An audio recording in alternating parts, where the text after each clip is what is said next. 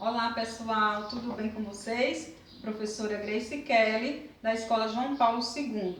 Hoje eu estou aqui com o tema População Brasileira. É um tema do 7º ano, tá? Que vocês vão encontrar no livro didático de vocês, no capítulo 2, nas páginas 358 até a 367.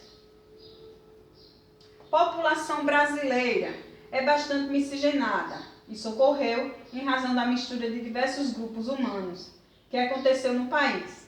São inúmeras as raças que favorecem a formação do povo brasileiro. Os principais grupos foram os povos indígenas, africanos, imigrantes europeus e os asiáticos. Como eu já tinha falado para vocês, nosso Brasil ele é um país miscigenado, é um país misturado, tá? Quando vocês perceberem ou observarem no livro didático de vocês, a nossa formação, a formação do nosso povo, ela é misturada com índios, com africanos, com europeus e também com asiáticos. Os povos indígenas, antes do descobrimento do Brasil, o território já era habitado por povos nativos, nesse caso, os índios. Então, gente, em 1500, quando o Brasil foi descoberto, já existiam aqui quase 2 milhões de índios, tá certo? Aí depois dos índios vieram os africanos, grupo humano que sofreu uma migração involuntária, pois foram capturados e trazidos para o Brasil, especialmente entre os séculos 16 e 19. No período, desembarcaram no Brasil milhões de negros africanos, que vieram para o trabalho escravo. Então, eles foram trazidos para cá de forma involuntária, de forma forçada. Para quê? Para trabalhar no cultivo da cana-de-açúcar e do café. Aí também vieram para cá os imigrantes europeus e os imigrantes asiáticos. Os primeiros europeus a chegar ao Brasil foram os portugueses. Mais tarde, por volta do século XIX, o governo brasileiro promoveu a entrada de um grande número de imigrantes europeus e também dos asiáticos. Na primeira metade do século XX, pelo menos 4 milhões de imigrantes desembarcaram no Brasil. Ou seja, a gente já teve os índios, assim que descobrimos o Brasil, né? Assim que o Brasil foi descoberto, africanos que vieram para cá forçados e agora europeus. 4 milhões de europeus que desembarcaram aqui. Vocês imaginam, isso aí são os dados que a gente sabe. Tem aqueles também que vieram para cá de forma ilegal. Tendo em vista essa diversidade de raças, culturas e etnias, o resultado só poderia ser uma miscigenação, a qual promoveu uma grande riqueza cultural. Por esse motivo, encontramos inúmeras manifestações culturais, costumes, pratos típicos, entre outros aspectos. Como eu falei no início, o Brasil é miscigenado, ele tem essa mistura de raça, de comidas típicas, de cultura, porque ele não foi formado por um único povo, e sim por vários povos, por vários costumes e por vários modelos de convivência também. Aqui está um resuminho que eu falei para vocês, né? É um país de indígenas, europeus e africanos, tá? Então, os indígenas, eles trouxeram para a gente nomes de rios, lagos, serras, chapadas, cidades, o uso do milho e da mandioca na culinária, chás, ungüentos e rede para dormir. Já os portugueses trouxeram o quê? O idioma, o cristianismo e a arquitetura. Os africanos, comidas típicas e os ritmos musicais. Também não podemos esquecer das crenças religiosas, tá certo? Os europeus contribuíram com a arquitetura, comidas típicas e danças. Então, há essa mistura. Para onde quer que a gente vá, sempre vai ter essa mistura. Seja qualquer região, Nordeste, Sudeste, Centro-Oeste, vai ter sempre a mistura de povos, de raças, de comidas típicas e assim sucessivamente.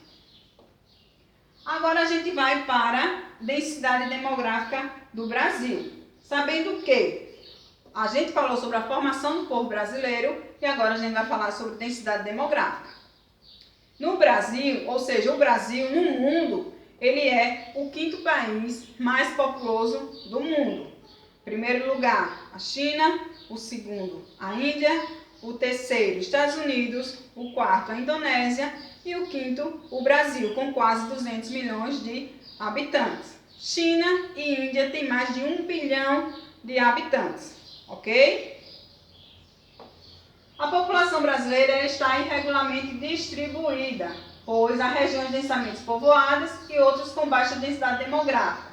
A população brasileira estabelece-se de forma concentrada na região sudeste, depois vem a região nordeste e o sul, que acolhe cerca de 27 milhões de habitantes. Então, nada é surpresa em relação à região sudeste, por conta que a cidade de São Paulo é uma cidade atrativa. As pessoas saem vamos dizer, do nordeste para a região sudeste em busca de quê? Melhores condições de vida. E aí fica uma grande população, certo?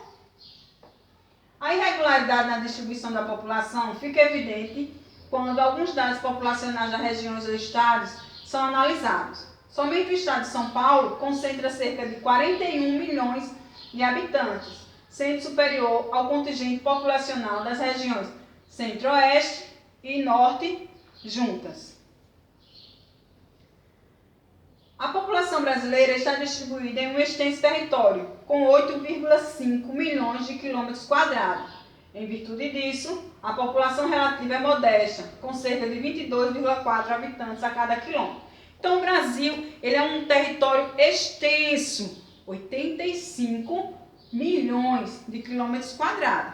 Mas nossa população relativa é modesta, ou seja, a cada quilômetro a gente encontra o quê? Cerca de 22 pessoas. A cada quilômetro, cerca de 22 pessoas. Isso não quer dizer que eu ande um pouquinho e não encontre uma pessoa, ou encontre 10 pessoas. Isso é o quê? Um dado, né? Que nossa população, a cada quilômetro quadrado, a gente pode encontrar cerca de 22 pessoas morando. O Sudeste, como eu falei, é a região mais populosa do país, por ter ingressado primeiramente no processo de industrialização. É um dos fatores que a região Sudeste merece destaque. Foi a primeira no processo da industrialização. Então isso quer dizer o quê? Chamou a atenção dos outros estados, chamou a atenção das pessoas para o mercado de trabalho. A região Sul ela ocupa o quê?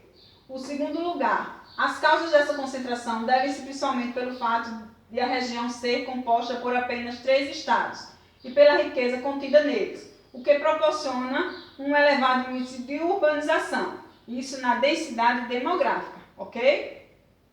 O Nordeste é a segunda região mais populosa, tá? No entanto, a densidade demográfica é baixa, proveniente da migração ocorrida para outros pontos do Brasil. Como eu falei, está lá o Sudeste, nós do Nordeste, a maioria sai daqui em busca de melhores condições de vida, às vezes, antes iam o quê? Por conta da seca, e aí saíam daqui do Nordeste e iam para o Sudeste para trabalhar, para sobreviver. Já o Centro-Oeste ocupa o 4º lugar quando se trata de população relativa. Isso é proveniente pelo tipo de atividade econômica vinculada à agropecuária e que requer pouca mão de obra. Centro-Oeste. Já a Norte não está aí, mas eu vou falar, ela fica em último lugar por conta de quê? Dos vazios demográficos. Por conta da floresta amazônica, tem pouca população, tá? E aí a gente considera ela, em relação à população, o último lugar. Tem poucas pessoas morando, chamados vazios demográficos. Então tá aí a aulinha sobre população brasileira. Falei sobre a formação do povo e falei sobre densidade demográfica do Brasil. Espero que vocês tenham entendido. Até a próxima!